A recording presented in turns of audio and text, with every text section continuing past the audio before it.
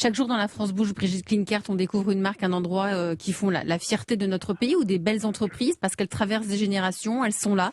Aujourd'hui, autour de la réinsertion, on s'en aperçoit, chacun à son niveau peut jouer un rôle pour que l'autre puisse trouver sa place dans la société. Gros plan sur un groupe qui a 24 ans d'existence. Bonjour Laurent Laïc.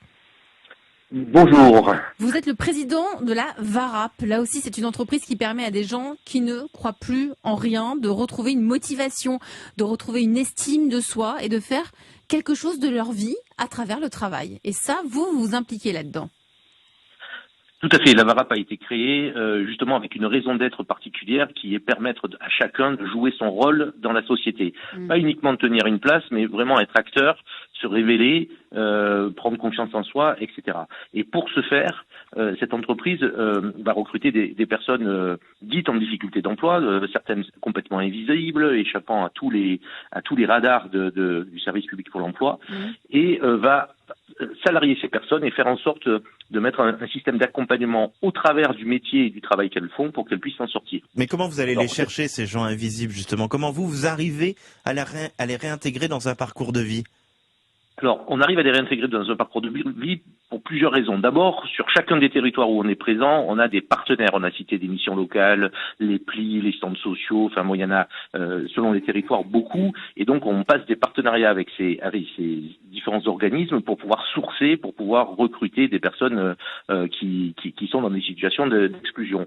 Mais aussi, nos propres implantations font qu'on va développer de plus en plus des systèmes qu'on appelle, nous, le aller vers. Donc, aller vers les personnes, aller vers les entreprises, et au cœur des quartiers pour pouvoir débusquer, trouver des futurs talents ou des talents en herbe qu'on va pouvoir accueillir et qu'on va pouvoir accompagner et faire travailler dans nos entreprises. Et une fois que vous les avez trouvés, votre particularité, Laurent Laïc, c'est que vous utilisez le modèle de l'entreprise pour mettre en avant un projet social. C'est-à-dire qu'en gros, chacun doit se réaliser à son niveau, mais ils sont tous dans le même bain, que l'on soit ingénieur, apprenti, stagiaire ou la personne en réinsertion. On est tous ensemble et on y va. Exactement. Nous, on croit que l'entreprise est le meilleur moyen pour insérer dans la vie active des gens qui en ont été éloignés. C'est le meilleur moyen pour les intégrer, les faire appartenir à un collectif, mais aussi les faire progresser dans l'entreprise. Et donc, pour ce faire, on développe notre entreprise sur 4 pôles d'activité. Un pôle environnement, un pôle éco-construction, un pôle ressources et compétences et un pôle santé.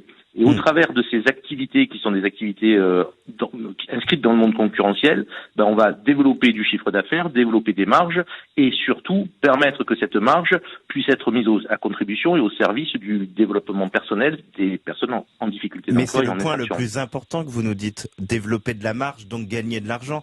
C'est une entreprise rentable, la VARAP.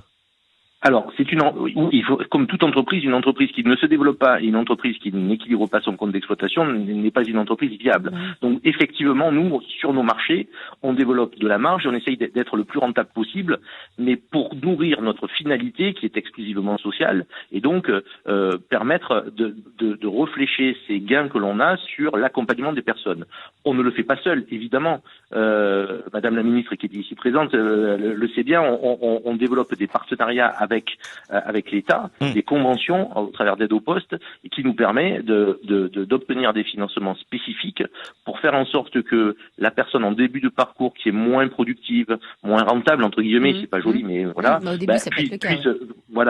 puisse avoir un environnement favorable pour qu'on puisse à la fois l'accueillir correctement, qu'elle pose ses valises, puisque quand on a des problématiques sociales, bien souvent c'est pas si simple, il suffit pas de trouver un boulot, il y a plein de choses à régler à côté, faire de l'accompagnement social, monter en compétence les gens, etc., etc.